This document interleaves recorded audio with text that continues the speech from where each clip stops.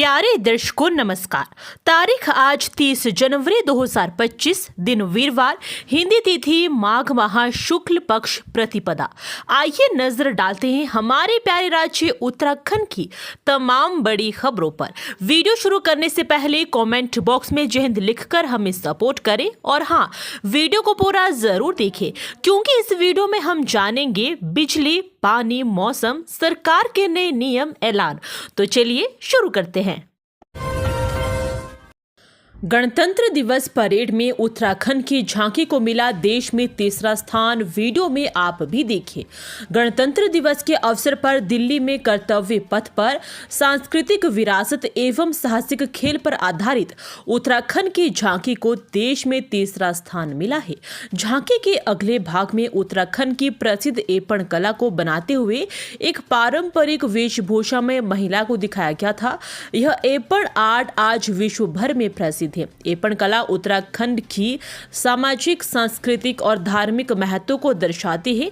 इस कला को उत्तराखंडी महिलाएं पूजा कक्षों, घरों के प्रवेश द्वारों, फर्श और दीवारों पर बनाती है। इसे बनाने के लिए चावल, आटा व गेरू का उपयोग किया जाता है। 3 जिलों में बारिश, मैदानों में घने कोहरे का अलर्ट। यह है उत्तराखंड का मौसम पूर्वानुमान। उत्तराखंड में 30 एवं 31 जनवरी को 2 दिन मौसम साफ रहेगा। 1 फरवरी को 3 पहाड़ी जिलों में बारिश के आसार है। वहीं 3 फरवरी को प्रदेश भर में बारिश और 3000 मीटर की ऊंचाई पर बर्फबारी की संभावना है। कोहरे के कारण सड़कों पर वाहन बेहद कम दिखाई दिए। रुड़की रोडवेज बस अड्डे से जो बस दिल्ली के लिए सुबह 4 बजे रवाना होती है, वह कोहरा अधिक होने के चलते 1 से 1.5 घंटे देरी से शुरू हुई।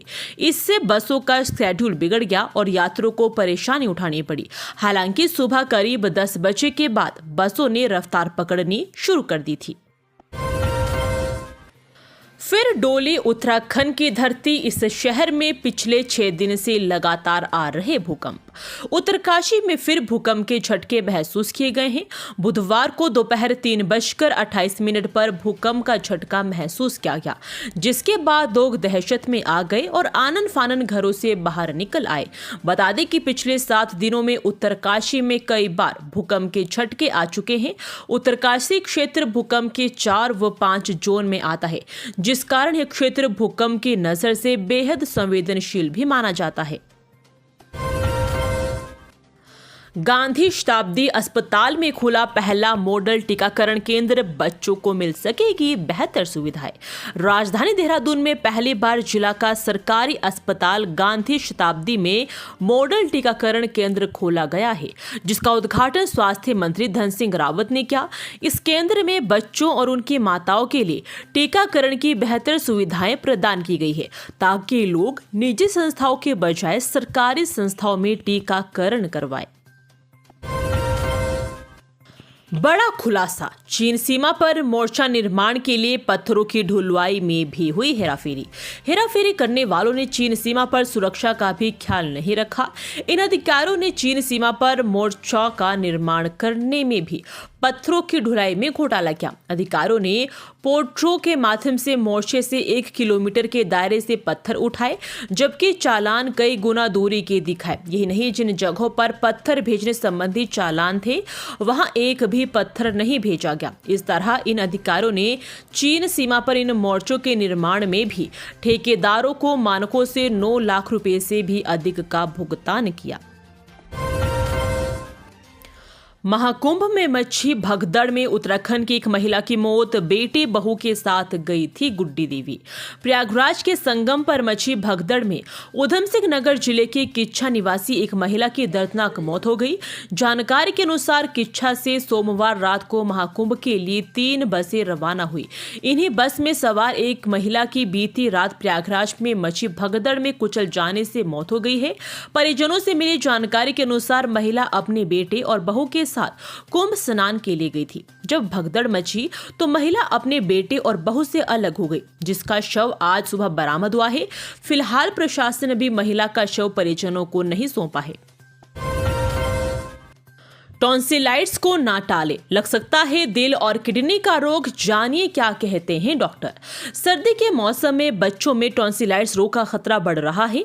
विशेषज्ञों के अनुसार इसे नजरअंदाज करना खतरनाक साबित हो सकता है। 3 सप्ताह से अधिक समय तक टॉन्सिलाइट्स रहने से दिल और किडनी की समस्या हो सकती है। इसके शुरुआती लक्षण सामने आते ही चिकित्सकीय परामर्श जरूर लें। सर्दी का मौसम बच्चों के लिए कई बीमारियों का कारण भी बन रहा है। इस तरह के मौसम में बच्चों में टॉन्सिलाइट्स का खतरा लगातार बढ़ रहा है। दून अस्पताल के बाल रोग विशेषज्ञ की ओपीडी में हर रोज इस रोग से पीड़ित 5 से 8 मरीज पहुंच रहे हैं। इस रोग में बच्चों को खाना निगलने में तकलीफ, गले में दर्द, बुखार और सांस लेने में दिक्कतों का सामना करना पड़ता है। चिकित्सक इस संक्रमण को लेकर खासी चिंता भी जाहिर कर रहे हैं। उत्तराखंड के श्रद्धालुओं के लिए धामी सरकार ने जारी किया टोल फ्री नंबर, यहां करें संपर्क। प्रयागराज में महाकुंभ के दूसरे अमृत स्नान पर्व मौनी अमावस्या पर संगम में भगदड़ मच गई, जिसके बाद वहां विभिन्न प्रदेशों से आए श्रद्धालु फंस गए। धामी सरकार ने प्रयागराज गए उत्तराखंड के श्रद्धालुओं की सहायता के लिए टोल फ्री नंबर जारी किया है। प्रदेश से महाकुंभ में गए टोल फ्री नंबर 1070-82188-670005 9058441404 पर कॉल कर किसी भी प्रकार की सहायता प्राप्त कर सकते हैं। मई से शुरू हो सकती है कैलाश मानसरोवर यात्रा। दिल्ली में हुई बैठक में मिले संकेत, तैयारी शुरू। आखिरकार 5 साल बाद विश्व प्रसिद्ध कैलाश मानसरोवर यात्रा जल्द शुरू हो सकती है। विदेश मंत्रालय दिल्ली में हुई बैठक में इसके संकेत मिले हैं।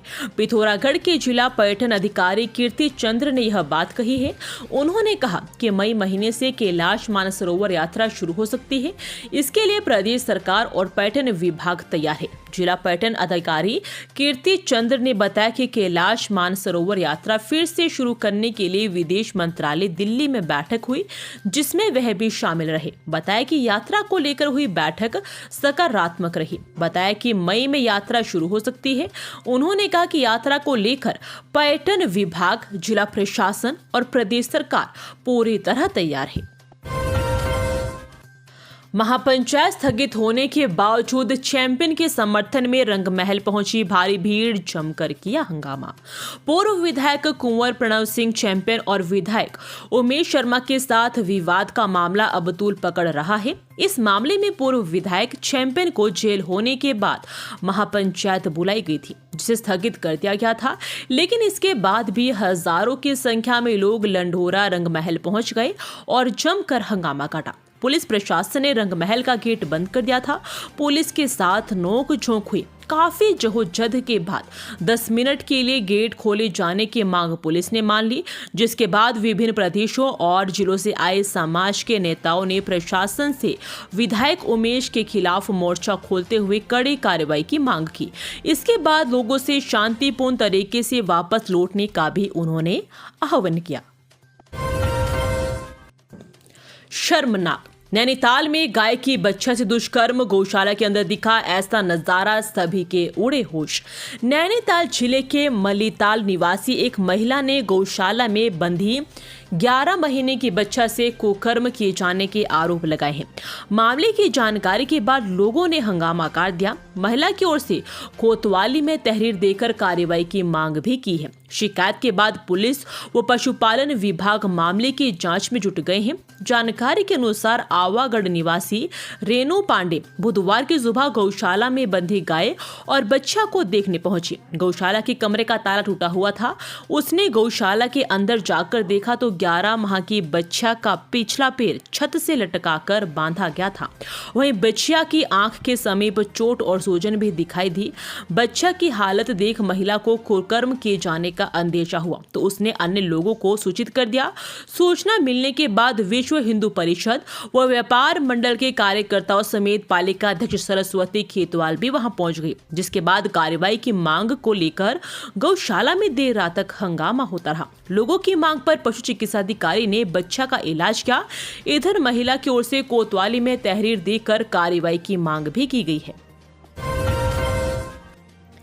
11वीं के छात्र ने उठाया खौफनाक कदम, पंखे से लटककर की आत्महत्या, मां के सामने रखी थी अपनी ये बात। उधम सिंह नगर जिले के बाजपुर में अज्ञात कारणों के चलते एक किशोर ने घर के अंदर पंखे से लटककर आत्महत्या कर दी। परिजनों ने दरवाजा तोड़कर उसे पंखे से नीचे उतारा। तब तक किशोर की मौत हो चुकी थी। सूचना पर पहुंची पुलिस ने शव को कब्जे में लेकर पोस्टमार्टम के लिए भी भेज दिया है। ये थी आज की फटाफट खबरें। हम मिलेंगे अगले बुलेटिन में, तब तक के लिए धन्यवाद। जय हिंद।